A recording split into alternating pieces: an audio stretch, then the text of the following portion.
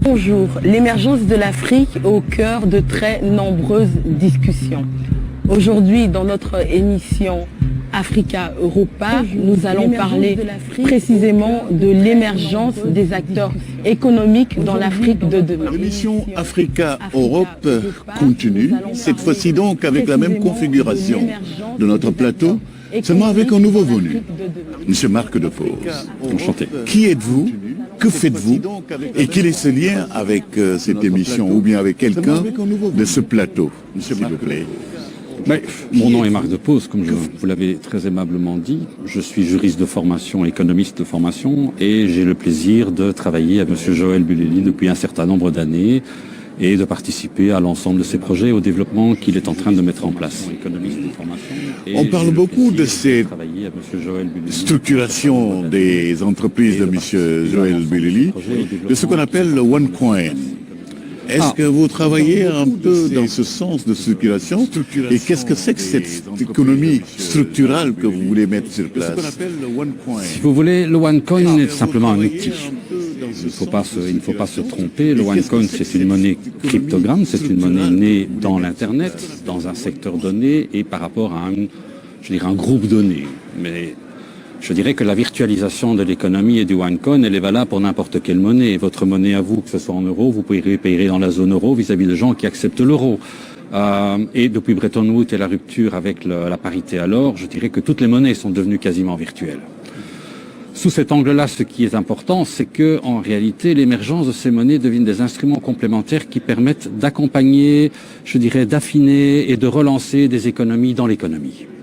Elle n'a pas pour volonté de remplacer l'argent officiel, elle n'a pas pour volonté de commencer à mettre en place un système universel, c'est simplement un outil qui doit permettre, je dirais, de développer précisément une communauté donnée, de fonctionner petit à petit, de grandir petit à petit, et de permettre, je dirais, l'émergence d'une économie qui va faire ses pas petit à petit, qui va grimper, qui va grandir, qui va grossir. L'idée est de fluidifier, de fluctuer, de donner plus d'aisance, de donner plus de souplesse à un certain segment de l'économie. Justement, en tant que juriste, vous ne pensez pas que quand même, pour des économies aussi, on peut dire, faibles, entre guillemets, comme les économies africaines avec lesquelles vous travaillez beaucoup, oui. Est-ce que ces pays sont prêts à intégrer la monnaie, donc le OneCoin par exemple? Je le pense. Et précisément parce que ces pays ont effectivement des économies qui ont parfois difficile à faire leur place. Elles n'en restent pas moins, je dirais, partie prenante de l'économie mondiale. Ça veut dire qu'elles en subissent de plein fouet toutes les variations, toutes les tensions, qu'elles soient politiques, qu'elles soient économiques, qu'elles soient financières, et elles n'ont pas les moyens de se défendre. Et quand on parle d'économie à ce niveau-là, on parle évidemment bien souvent d'économie étatique, et le retour à l'individu, le retour à la personne qui va acheter son pain le matin, qui peut acheter une voiture, je dirais qu'on est bien loin de l'économie mondiale. Et dans cette économie de tous les jours, au contraire, je pense que le OneCoin ou n'importe quelle autre monnaie, entendons-nous bien, le OneCoin a des spécificités sur lesquelles on reviendra peut-être, mais il mériterait une émission à lui tout seul, tellement il est quand même complet. Mais en réalité, la monnaie virtuelle a, je dirais, ces caractéristiques de pouvoir être à la mesure d'entités plus étroites.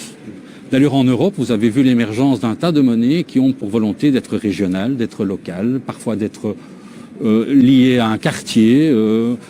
Qu'est-ce qu'elles traduisent fondamentalement? Elles traduisent simplement la nécessité de pouvoir, dans un système d'échange qui se veut ne pas être purement financier, être un outil de définition, un outil, une unité.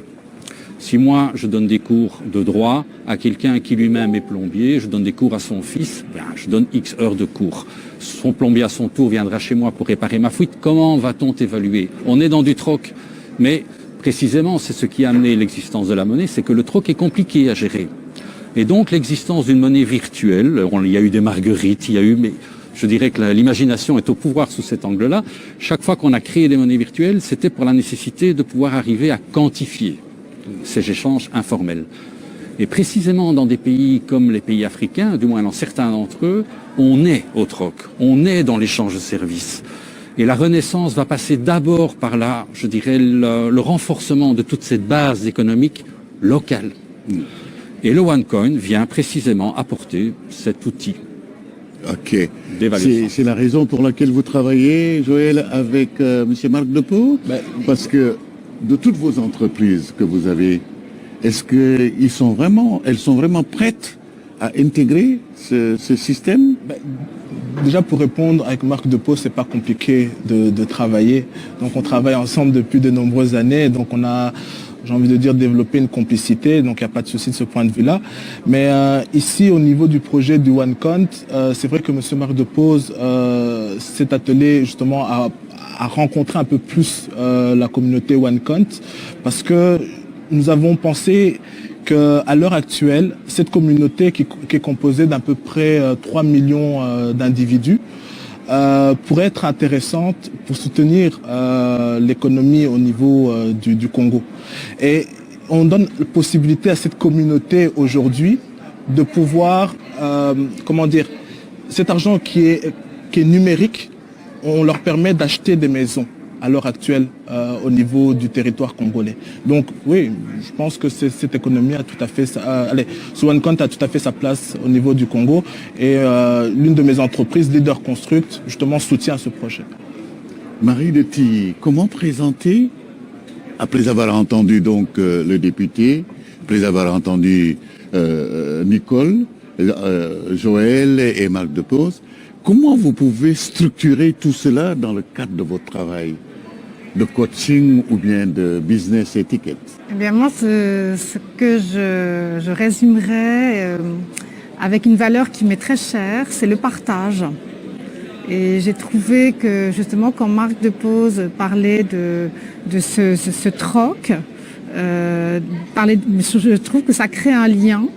Et c'est ça qui, à mon avis, est le plus important, c'est de créer du lien, créer et partager. Et je dirais que je pense que le nouveau luxe, c'est de savoir partager. Justement. Merci beaucoup, honorable, d'être venu donc nous rejoindre ici. Un dernier mot peut-être pour ce que vous avez entendu? J'ai entendu des choses très intéressantes, notamment votre exposé sur la monnaie virtuelle. Je crois qu'elle a l'avantage de permettre le développement des activités, même sur toile de fond de crise de liquidité. Elle rend l'économie informelle plus résistante à une crise due à la financiarisation de l'économie. Donc je crois qu'il y aura pas seulement des régimes uniques en matière monétaire, mais une monnaie officielle et une monnaie parallèle. Il faut les deux. Comme l'économie officielle est quand même séparée de l'économie informelle, je crois que ça va dans le droit sens. Et ça, c'est l'inventivité des Africains qui m'impressionne. Je crois que les Africains ont des moyens, ils ont des idées, et c'est à nous d'accompagner ce développement. Merci beaucoup. C'est sur ces notes d'optimisme du député Goerings que nous allons donc nous quitter aujourd'hui, en remerciant tout d'abord M. Joël Boulili, jeune entrepreneur donc qui a des dents longues et qui veut aller loin. En remerciant donc la comtesse Marie de Tilly, qui donc avec son concept de business étiquette est en train de faire ce qu'on appelle le link entre l'Afrique, l'Europe et puis des visions futures. Merci beaucoup, Monsieur Depaux, pour nous parler de cette OneCoin, donc la monnaie numérique, qui est une curiosité pour certains, mais qui peut être donc la valeur de demain. Qui sera un très bel instrument. Merci beaucoup, Nicole Sulu, fondatrice et initiatrice donc du Makutano, qui veut dire donc rencontre et échange. À Kinshasa, il y a eu donc en 2016. Et cette fois-ci, donc en 2017, ce sera les 15, 16 et 17 septembre à Kinshasa. Vous êtes tous conviés. Et merci beaucoup, donc, honorable.